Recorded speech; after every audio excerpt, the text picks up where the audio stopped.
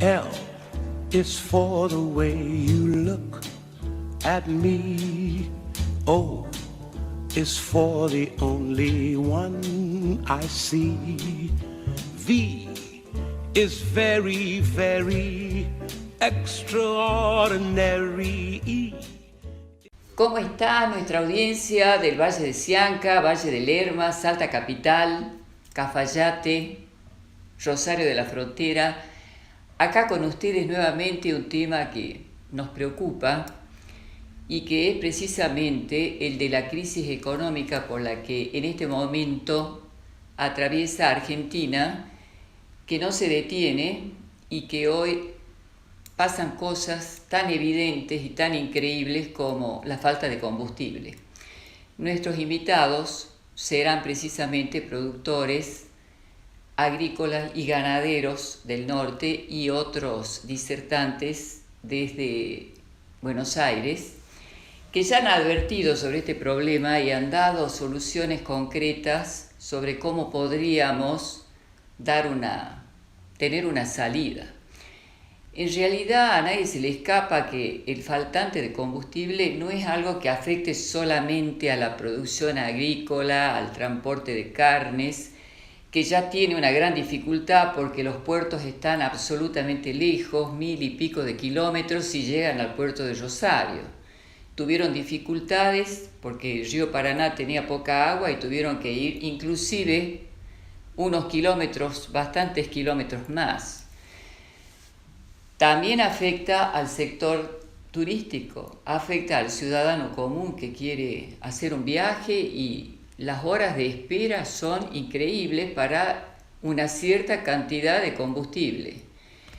¿Cómo explicarse que en un país como Argentina, no sé quién ha decidido que Argentina tiene que ser pobre y fundirse realmente, alguien que apuesta con el 100% de su capital y lo pone en la tierra para producir alimentos que ya faltan en el mundo, lo sabemos por la FAO desde hace muchos años, tenga que soportar las retenciones sobre su producción y lo peor es que ni siquiera sabemos cuál es el destino de estas retenciones.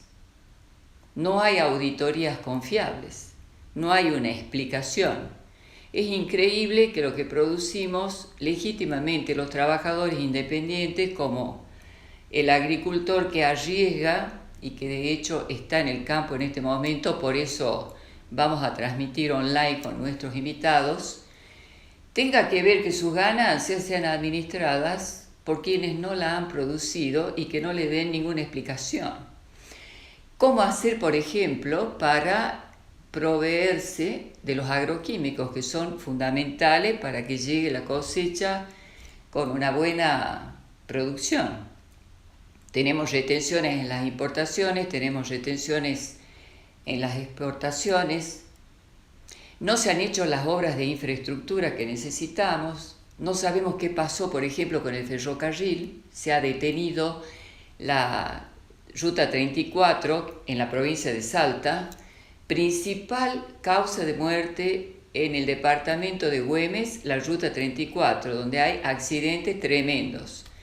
¿Qué pasa con todo esto? Parece inviable y parece realmente de héroes producir en este momento alimentos en un país que no nos garantiza ni siquiera que vamos a poder levantar la cosecha.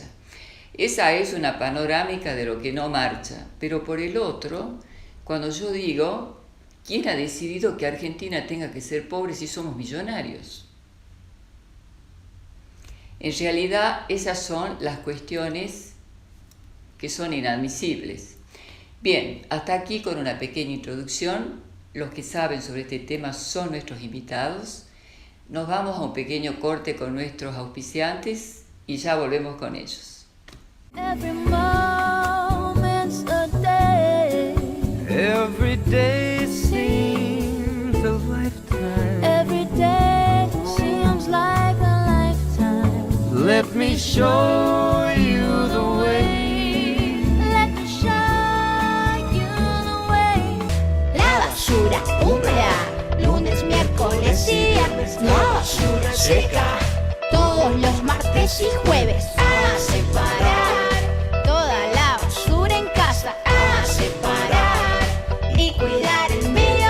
Betina Romero, Intendenta, Municipalidad de Salta. ¿Tenés que hacer algún trámite? ¿Necesitas asesoramiento para resolver algún problema de familia o vecinal? ¿Sufriste un siniestro vial? ¿Estás atravesando alguna situación de violencia de género? En el Consejo Deliberante encontrás asesoramiento gratuito para acompañarte.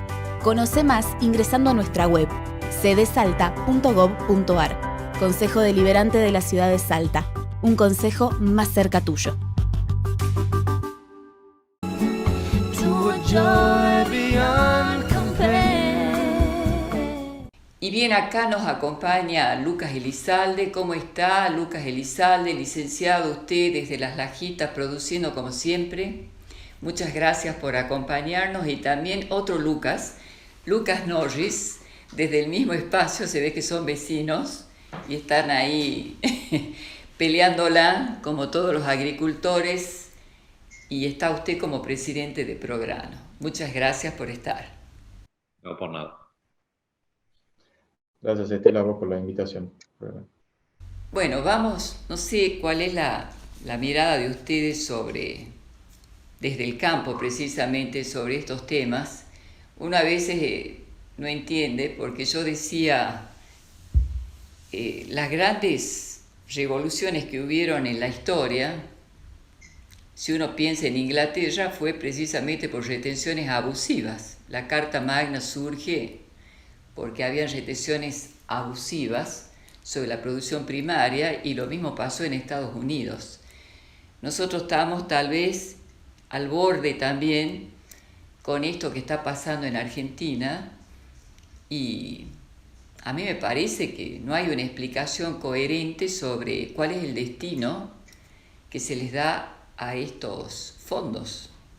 Bueno, ahí creo que un poco está muy buena tu introducción, Estela, y lo que nosotros, digamos, como productores, como dirigentes, como parte de un sector agropecuario, siempre lo que reclamamos y lo que nos falta en este país es una política de Estado.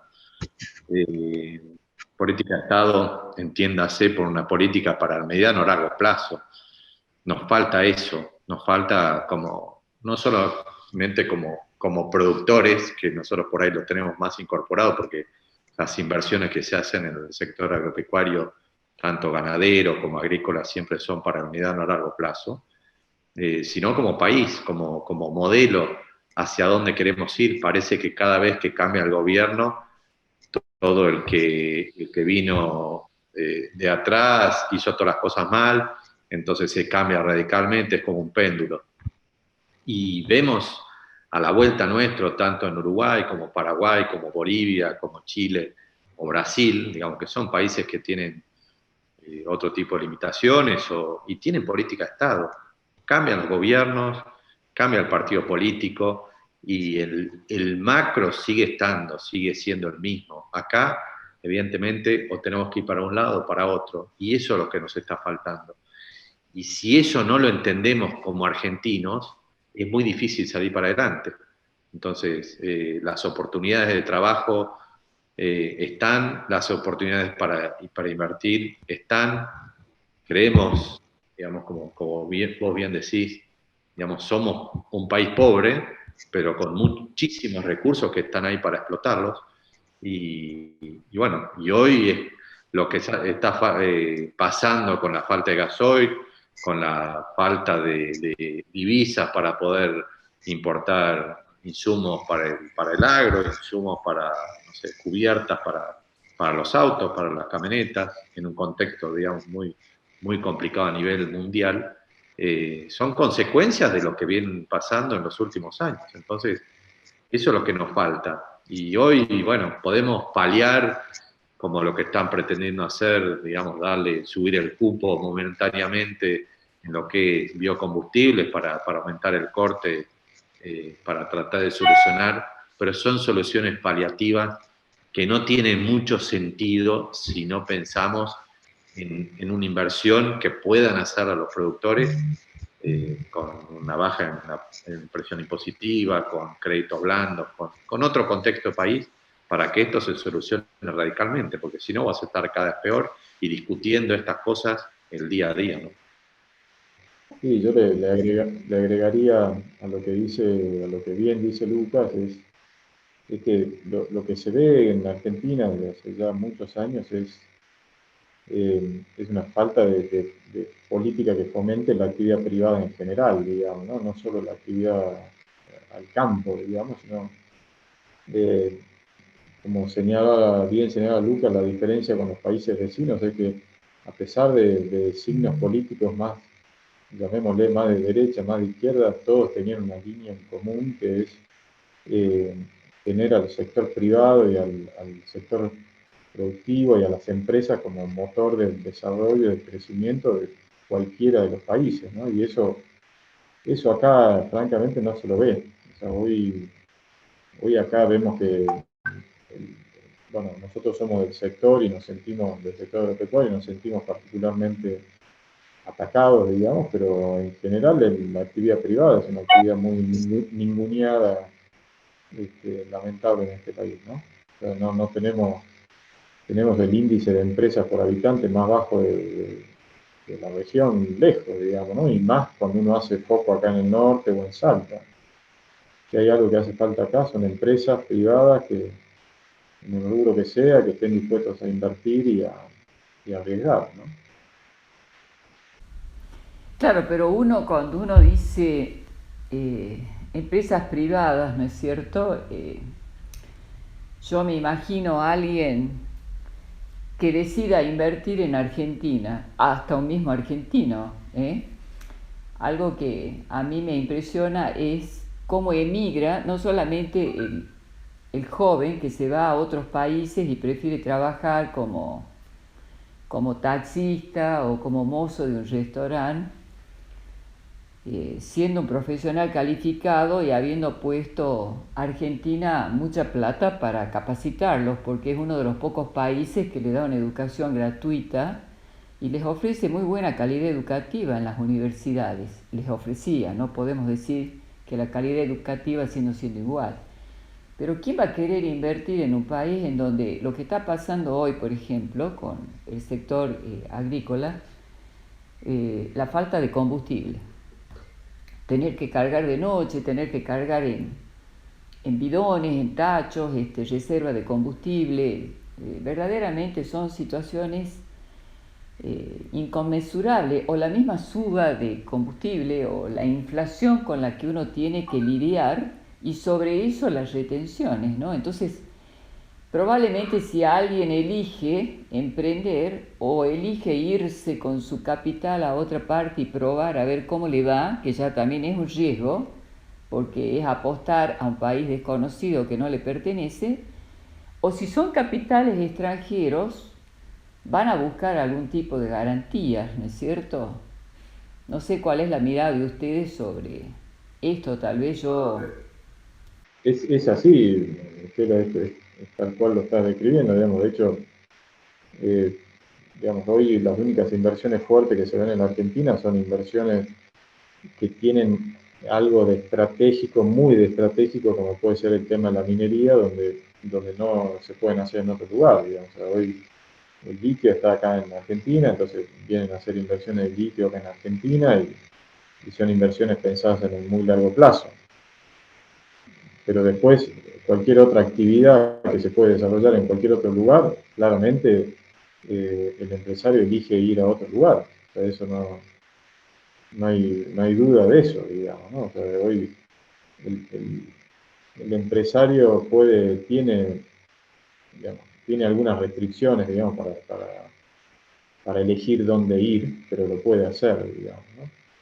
Y alguien de afuera, con más razón, al último país que mira es a la Argentina, digamos, ¿no? O sea, aquel que quiere invertir en agronegocios prefiere mirar Paraguay, Brasil, Uruguay, depende de la producción, inclusive de Chile, antes que venir a Argentina. te da más garantías. Bueno, Sí, está más garantía, pero también hay mejores negocios, digamos, ¿no? O sea, la mayoría de los productos internacionales, los commodities, tienen los mismos precios en todos lados, digamos, ¿no? Es decir, si uno tiene menos impuestos, va a ir a donde tenga un mejor negocio para hacer. obviamente también sumado a la seguridad jurídica a largo plazo, ¿no? Digamos, un poco, a ver, hay muchos empresarios de acá del norte argentino que están mirando a Paraguay, básicamente por la presión impositiva. Uno, a ver, la brecha de tipo de cambio que existe hoy acá en Argentina hace también muy difícil venir a invertir, con todo este contexto argentino donde no tiene recursos en lo que es divisas, no le permiten a las empresas tampoco girar sus dividendos, que bueno, una empresa extranjera por supuesto que lo que pretende es, a ver, si gana un poco de plata, poder girar dividendos para poder subsistir o girar a la filial. Eso en contexto, acá es como que estamos en un corralito, no podemos sacar. Y muchas de las cosas que vos hablás del tema de la educación, que yo creo que fue muy buena, hoy, a ver, si no bancamos todo lo que es las escuelas públicas, toda la educación pública, que siempre fue muy, muy bien reconocida acá en Argentina, que va a ir en detrimento y va a haber cada vez menos recursos para docentes y para capacitar a gente, digamos, que son los que hicieron fuerte a una Argentina. Entonces, lamentablemente, es como un círculo vicioso que si no está recurso, que si no se administra bien, hay cada vez menos recursos y los pocos que hay, como decís vos, se quieren ir afuera porque ven otras oportunidades. Entonces, lamentablemente, estamos como decreciendo como país, como sociedad, año a año, y esto se transforma en algo más inviable por menos empresas privadas que aportan cada vez más impuestos para sostener un Estado, y es muy difícil. Encima, desde la política, hoy por hoy, se habla mucho de economía popular como si fuera la salvación, no sé, se sostiene a través de los impuestos que generan los privados. No, realmente es así. No sé si hay algún otro país del mundo que tenga esta moneda que es el dólar oficial con una brecha infernal en relación a un dólar blue y al otro dólar. ¿Ustedes conocen algún país del mundo donde esto exista en esos términos? Eso es Venezuela.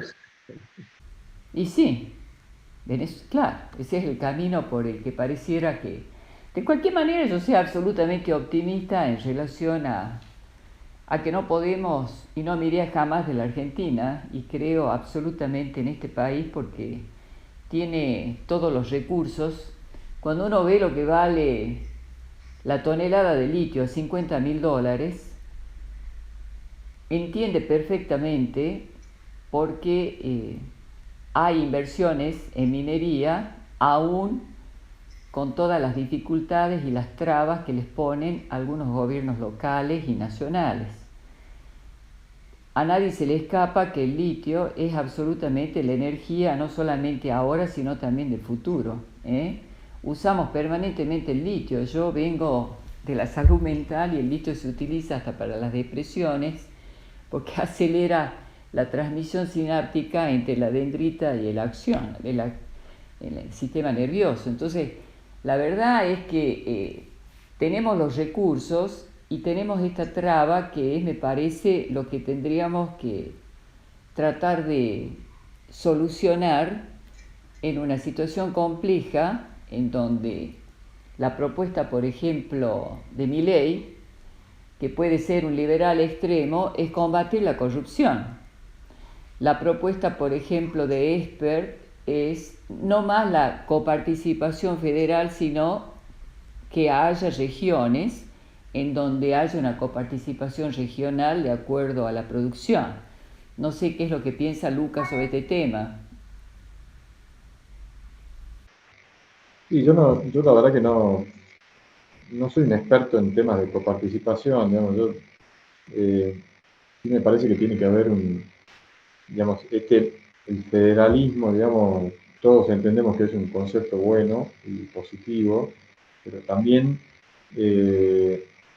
en algunos casos, digamos, y visto desde el punto de vista de la presión fiscal, que es lo que estamos hablando, genera grandes distorsiones, digamos, ¿no? Hoy lo peor que existe en Argentina son las aduanas internas generadas por los ingresos brutos, por ejemplo, ¿no? Y el ingreso bruto es un impuesto que impone cada provincia, fruto del federalismo, digamos, cada uno tiene la autonomía de disponer de eso, digamos, ¿no?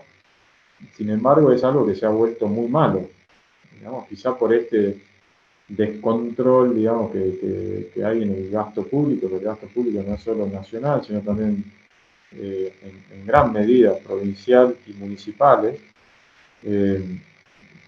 Digamos, bueno, este concepto, digamos, de que cada uno puede poner impuestos, ha generado una distorsión que es extremadamente onerosa, digamos, para todos, digamos, ¿no? O sea, hoy, inclusive, te diría que más para el consumidor, digamos, ¿no? O sea, hoy el que más sufre, digamos, toda esta autonomía en poner impuestos de los gobernadores son los consumidores, ¿no? Que sufren el ingreso bruto de Salta, el ingreso bruto de capital, el ingreso bruto, todos acumulados en cascada, digamos. Y aparte son impuestos que son crecientes, porque cada uno de los eslabones tiene ingresos brutos, entonces te grava, bueno, la actividad primaria es algo que exenta, pero después el que factura al comercio tiene ingresos brutos, el comercio que le factura al otro, si es un mayorista al minorista, tiene ingresos brutos, y el minorista al consumidor final también tiene ingresos brutos. Entonces, eso es una cadena que encima está hecho sobre la facturación bruta, no sobre la diferencia entre costo y venta, que lo hace aumentar los precios de los productos de una forma irracional.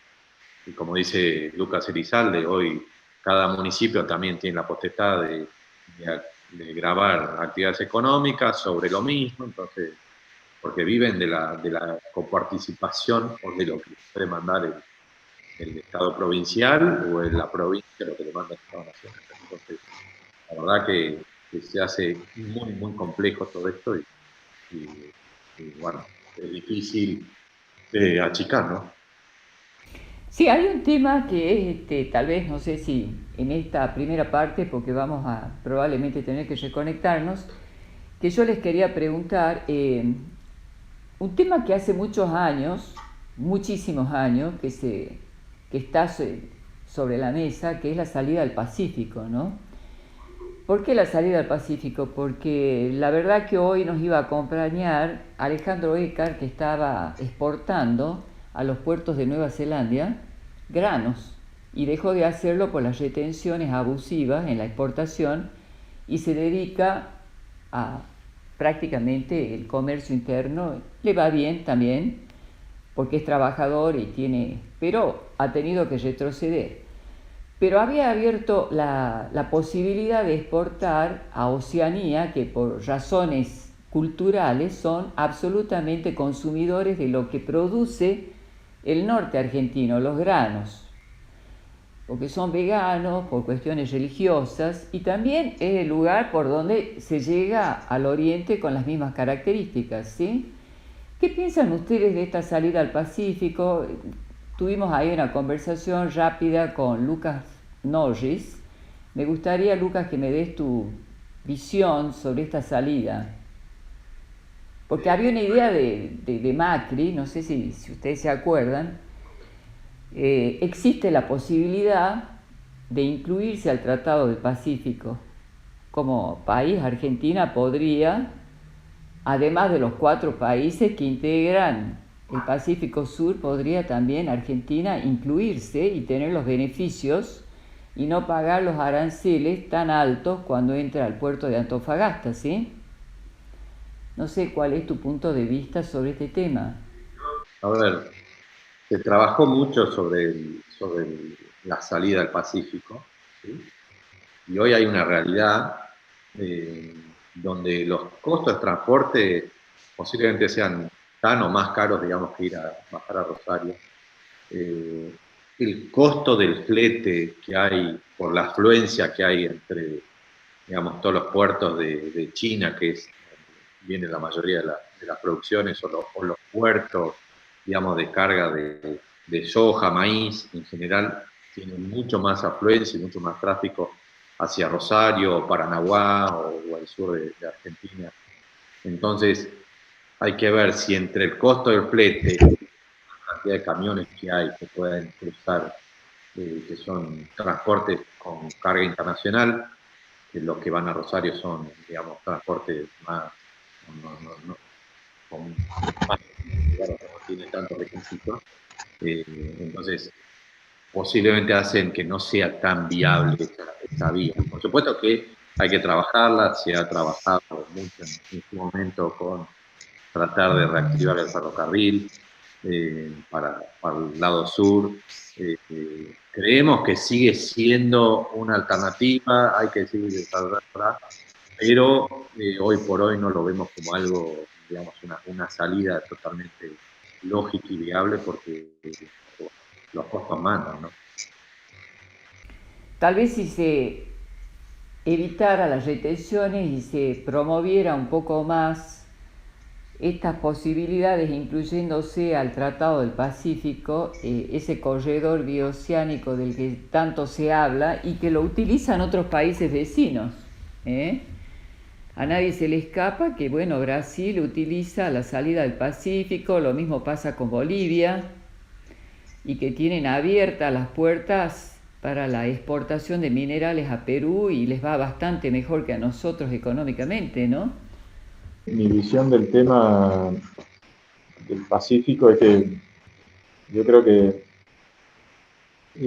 lo que nos está pasando no deja de ser una consecuencia de la visión que tuvo Argentina con respecto a su apertura al mundo en los últimos 30 años, digamos, ¿no? O sea, hoy estamos totalmente cerrados desde hace mucho tiempo, venimos totalmente cerrados al mundo, sin desarrollar convenios comerciales con nadie.